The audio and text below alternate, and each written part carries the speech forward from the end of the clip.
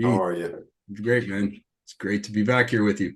We're back again. So today we were going to talk about the egregore, which we'll kind of go into what that is, and then just coming out of an egregore, coming out of kind of pretty sophisticated left-wing project that we were involved in, and how we kind of that was one way to think about it, was that it was an egregore and how to get out of that. And so the idea of the egregore, Mark Stavish just wrote this book, I guess last year, describing this idea. And so I think the best way to understand what that is, there's actually a scientist that's been talking about the mass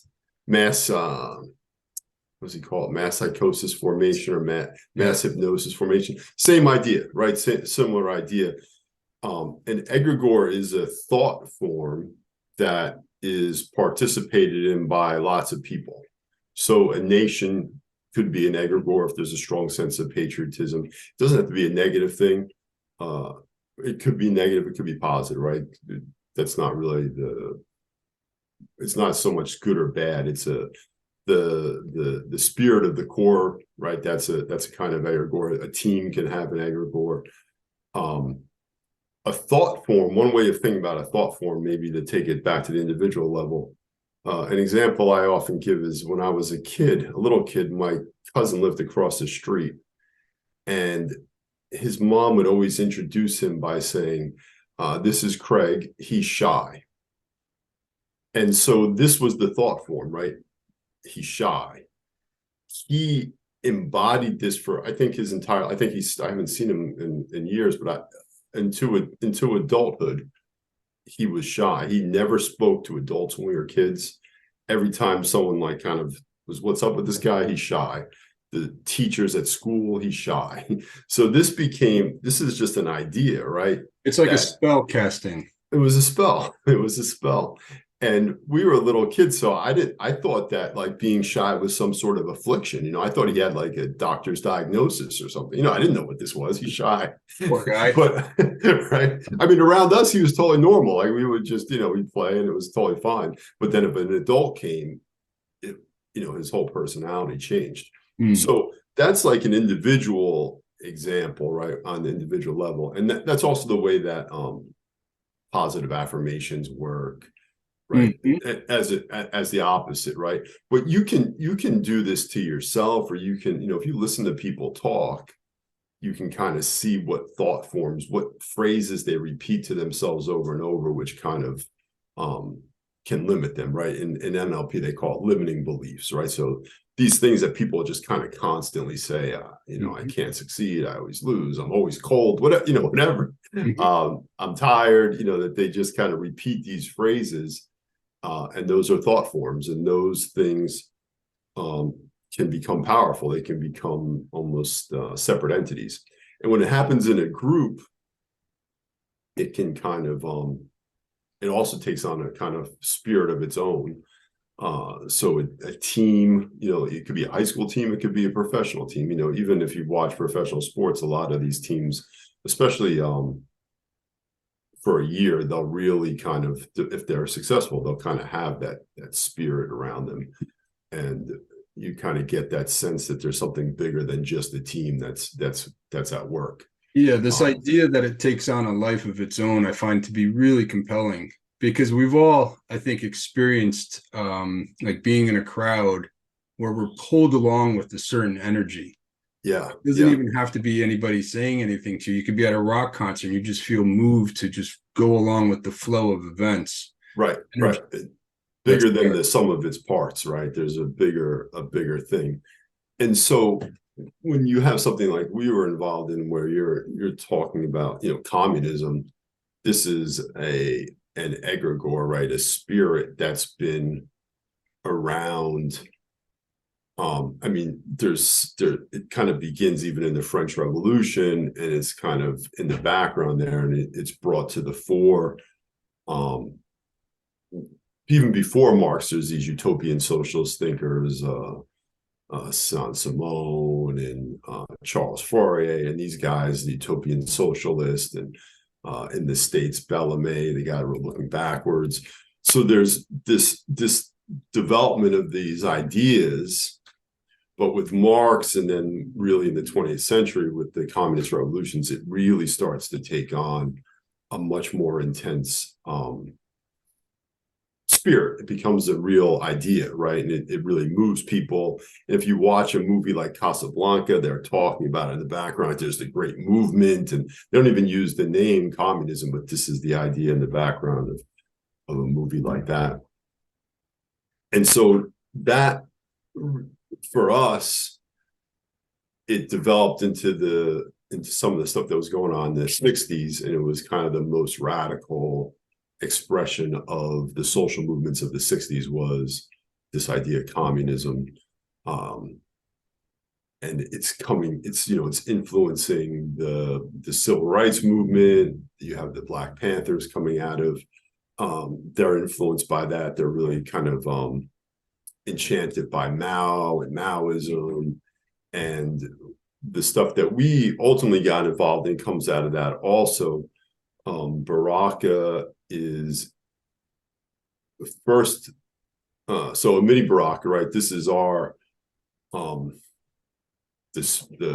man behind the spirit for us, the real person that's communicating to us, I think, communicating these ideas to us in a living way, right? So he's like the living embodiment of this spirit in our experience.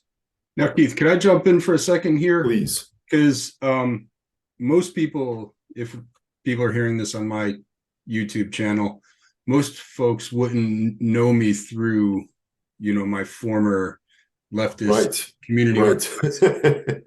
So maybe just a little bit of a thumbnail sketch on how you and I met, the time and the place. Yeah. We've known each other for damn near a long time. Years, which is a long time. Extraordinary. So, yeah, right. So we are at Rutgers University in the 90s, and Amiri Baraka had been a teacher there, right? In Brunswick, New Jersey. Yes. And he had been a teacher there, and so influencing students that way. And his he was going for tenure and was denied tenure, and that became a kind of social movement at Rutgers around based upon his radical. Yeah, not getting tenure because of his radical politics.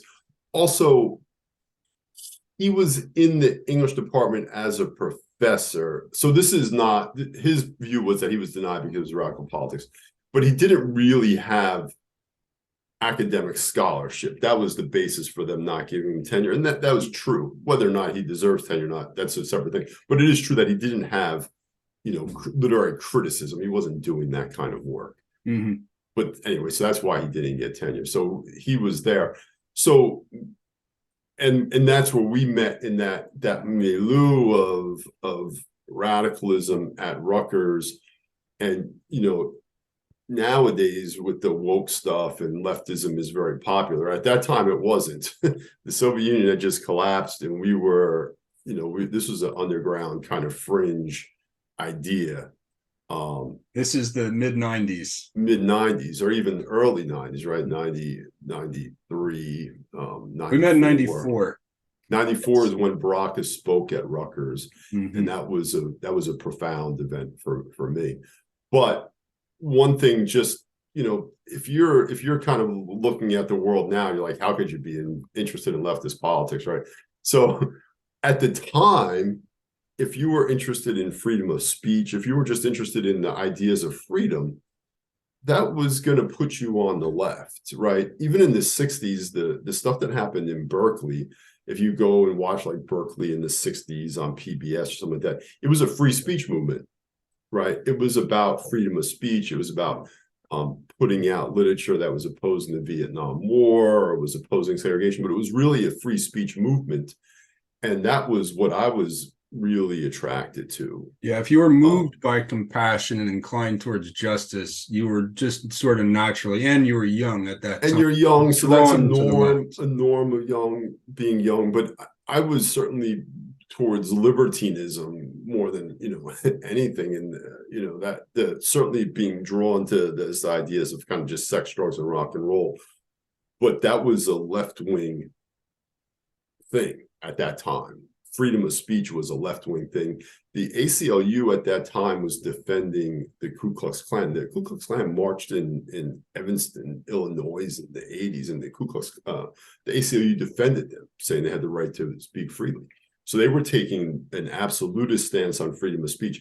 I don't know if you remember in 1988, on the left, those are the left. So in 1988, Michael Dukakis is running for president. He's debating George H. Bush. And Bush says Dukakis is a card-carrying member of the ACLU. That was a slur that he tried to use, and that was fascinating to me. I was like, well, I'm going to get involved in the ACLU. That was right for my thing. I'm like all about freedom of speech, and we're still all about freedom of speech. So something else, right? Something else has changed. Yeah, the left us, not us, right? In some ways, right? In some ways, maybe we've learned something. But anyway, so we're in the 90s. Baraka is at Rutgers. The freedom movement, if you think about that, was a left-wing thing. The first organization that we were involved in together, the New Jersey Freedom Organization, it was called the New Jersey Freedom Organization. That was always our watchword. That was always the thing that we were pushing. And the promise of leftism, of communism, of Marxism was more freedom, right? That somehow your material needs would be taken care of so that you could experience, leisure, have the life of leisure. That was always the promise of the wealthy, right? Mm-hmm. The real, if you go back to the ancient Greeks, the aristocrats, the wealthy, philosophers, Plato, they had a disdain for work, right? Which is why they justified slavery, why they wrote in favor of slavery, is because they had a disdain for work. For them, work was something not right. What they wanted to do was be men of leisure and think about philosophy and have spiritual pursuits and so forth. And so, at least when I was introduced to ideas of communism, that's what was being promised was this is for everyone. We're going to have the opportunities for leisure, right, which is the life of a free man, a man of culture, a person of culture, philosophy, spiritual life, right? All these things that you don't have time for when you're working would be made available to you because your material needs would be taken care of. And, when we were young, I felt very impressed by work. I really, as I recall, yes, you did, Keith.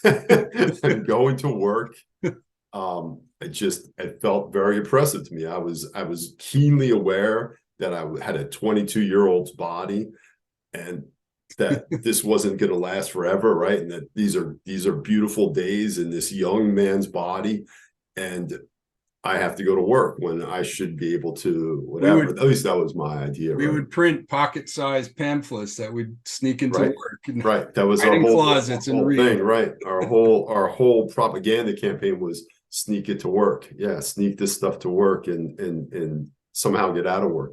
But we were just to kind of piggyback on that, we were really devoted to this path, like this idea that you change the conditions in order to change consciousness. So we would debate other people on the left or leftist inclinations or liberal progressives back in that time that were maybe more,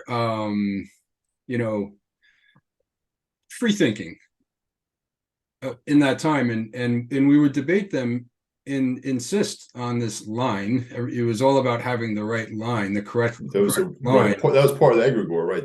You have the right idea. You have the right idea. Yeah. Your idea is right, which is political correctness, right? That's where political correctness comes from. People think now political correctness is like anti-racism or something, but political correctness comes from the idea there's one right idea that will advance the project forward somehow, right? And that idea about consciousness being rooted in your conditions, that you had to actually engage in the struggle to change conditions in order to develop your own consciousness, right. Which is, I believe, an inversion of where we've arrived at. It's an inversion. Now. So it's a journey. It's been a journey to get that. So that as an aside, that are part of it, that's the materialist premise, right? And Marx was a materialist, right? So Marx was the kind of figure behind this, but he's a materialist. He's saying that consciousness is derived from material conditions. You can kind of figure out any literary production, any philosophy, right? That's all ideology, and it's just a manifestation of some material interest that's hidden beneath it that you can just kind of figure out, right? Plato justifies slavery because he had slaves, right? Or whatever. So there's some way of parsing out people's ideas where they're just justifications for their material conditions, right? It's just a justification for the way that they get their wealth.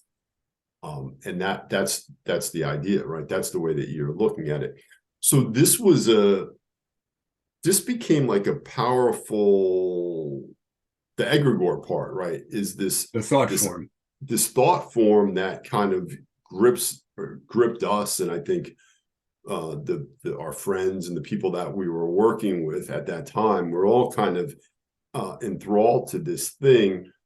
And the way that it works isn't just that you just submit to it, you're also contributing to it. So right, so we're putting our energies into it and our ideas into it, right? And so even though we're disagreeing at times with each other, our energies are all going into that.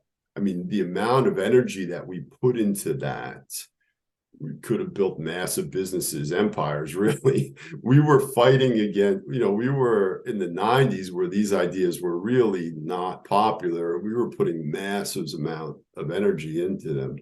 And, I don't want to overstate our importance, but when I see what's happened, right, how dominating the left is today, I can't help but think that we unfortunately contributed to that. Yeah, we were on the backs of people that came before us, but I think we were instrumental in the flow of events, sort of bridging, the long decade of the 60s, 70s into what we have now. I mean, we were plugged in at a really pivotal time, carrying those ideas forward and really propagating them.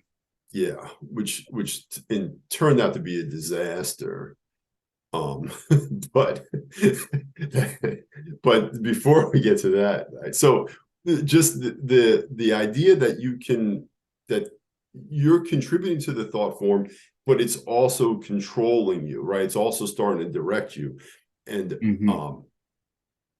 it's starting to limit what your possibilities are, right? This is going to be your life, right? So now we start to make decisions about the jobs that we're going to take, where we're going to live, based on contributing to this movement, which is really to this egregore, right? So now we're just sacrificing our life to it, right? Literally where we live, decisions about where we live. One thing that helped me kind of break a little bit out of that was when my daughter was born. We're living in Newark, and I'm confronted with sending her into a horrific school system, and I just couldn't imagine making that work. Like, why would I couldn't sacrifice her to it. And in Greek mythology, Agamemnon must sacrifice. That's how he begins the Trojan War, to appease the god. There's a god that's against him, so he has to sacrifice his daughter in order to get the winds to blow so that they can get to Troy. And so he does that. And he at sacrifices that time, his daughter. At that time, it was to not sacrifice your daughter on the altar of public education, such as it was, where we were living, you would be called petty bourgeois. Right, that's a petty bourgeois There was decision. No worse insult. Right, it's a petty bourgeois decision. That was the scarlet letter at that time. Being called, so petty bourgeois would be a small business person, an individualist, right? Making individualist decisions. It's more like being called privileged, right? You don't have to send your daughter to that school because you're privileged. You can leave. But there's other people that can't leave. They're not privileged. They're stuck there. So you should also go there and do something to make it better. But making a bureaucratic institution like a public school in an inner city better, So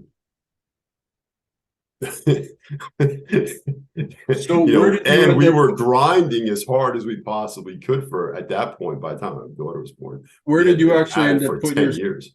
So then I moved to Highland Park and moved to a suburb of New Brunswick, which had, reasonably good schools, but still sacrificing our, living. I was thinking about this just the other day. It was the pride that I took in my shabby living conditions.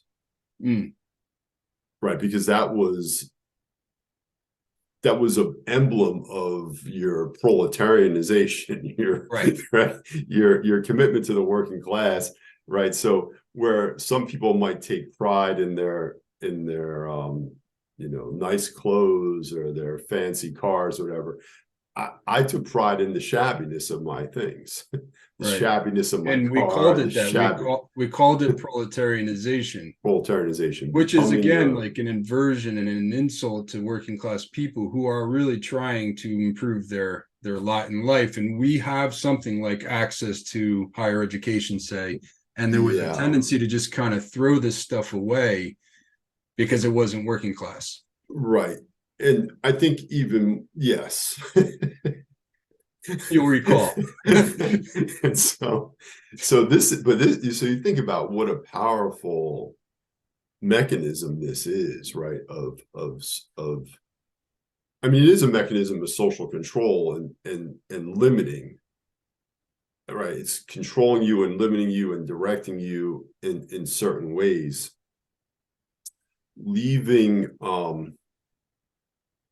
Leaving Newark was a blow to my relationship with Baraka, who I had become kind of close with, right? And he was kind of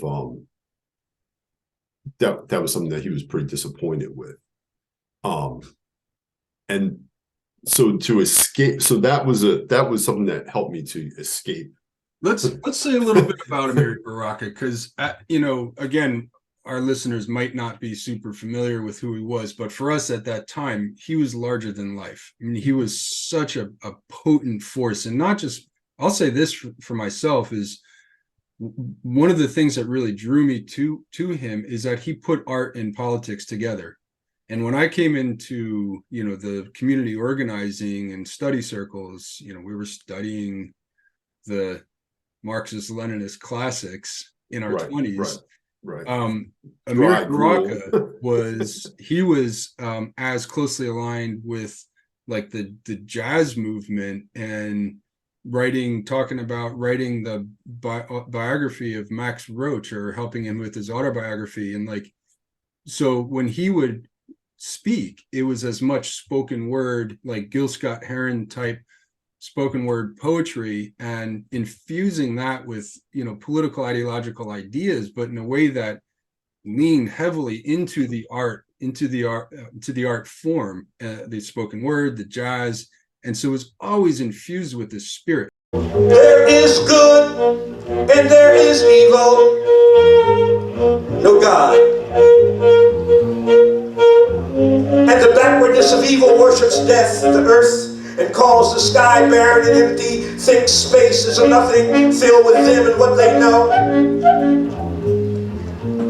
To be an animal and forbid humanity from appearing. This is what's going on. Those two things together is really what drew me. Also, as coming as a free thinker, I'd spent the year before I got involved with this project, having quit college and traveling around the country on a motorcycle, like in search of myself, discovering psychedelics, discovering, just the world outside. And then I come in and, there's this extraordinary force with this legacy that goes back to the Black Panthers and everything, that came out of the 60s, and the beatniks, the poets, Allen Ginsberg he was friends with. So yeah, this was a deep water that we found ourselves swimming in. Right. So Baraka is coming out of the Black arts movement. He's the kind of main force there, and the inventor of Kwanzaa, right? Yes. Literally, like inventing Kwanzaa. And then I think you're right. He was able to fuse politics and art and make the politics way more interesting than they otherwise would have been.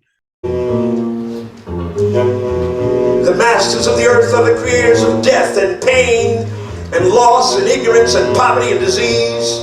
Who would want to live in a world full of ignorance and violence and murder? The refusal to turn with on and see the sun and make the soul instead rest upon this place with one leg.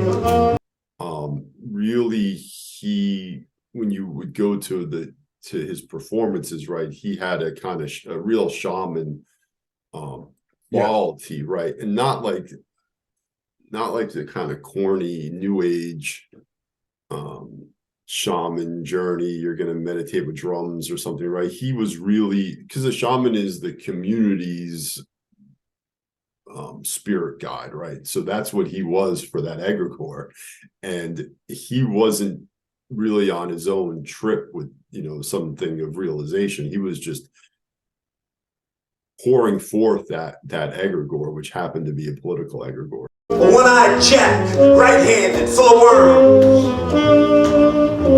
Who would lie about the world's self? The only royalty is reality. The only divinity is the ability to understand the future. There is good and there is evil, but there is no God. And the devil is he who do the evil. And that's the thing that made, I think, his art more interesting than a lot of political art, Usually people try to be political with their art. It's terrible. The art is terrible. It's terrible. And unfortunately, I think even in Baraka's case, the art is amazing, but it's so timely that it's not going to last as long as it might otherwise have. I think to get out of that egregore, to get out of that thing, one, I had been moving away from the left, but Baraka died in, I think, 2013. Mm-hmm. Is that the right? Yeah, it's 10 years. Yeah. So that I remember weeping at his funeral, and I have a really strong feeling of affection and admiration and love for him. Mm-hmm. But I do remember feeling a kind of freedom also and a relief when I didn't have his disappointment. It was potent around. It was potent, around. And interestingly, Raz, his son, won the mayoral election after he died. I mean, it was that year. He probably was on track to win. Yeah. But that was a long-standing goal of Amiri from the day we met him, I think we met him. Well, it was seen as on like a passing of the torch. When Raz Baraka won, Amiri's second eldest son, won the mayoral election in Newark in 2014, just after his father died. It was that May, so he died in January, I think, and it was May was the election. Right then. It was in the middle of the campaign. Widely seen as like a passing of the legacy. Well, yeah. And that was the goal of all of this, was to seize political power. Right. That was always what we were talking about, and which I think frames this egregore, because we're seizing political power. Like, the power is a real thing. Like, people with political power can make things happen. They can leverage ideas on society and bend things to their will as politicians, as legislatures, and so forth. And that attraction to that kind of power was very much, I think, at the heart of the leftist project that we were participating in. Yeah. And then in hindsight, or looking at it now, the left is in charge of the world somehow. So now I feel like we were more pawns than we might have realized, right? So you have someone like Soros funding the left. Why is he doing that? Yeah. Right. Yeah. If they're really, and then when you start to look, like I remember a book that was very influential for us was that Herbert Marcuse, One-Dimensional Man.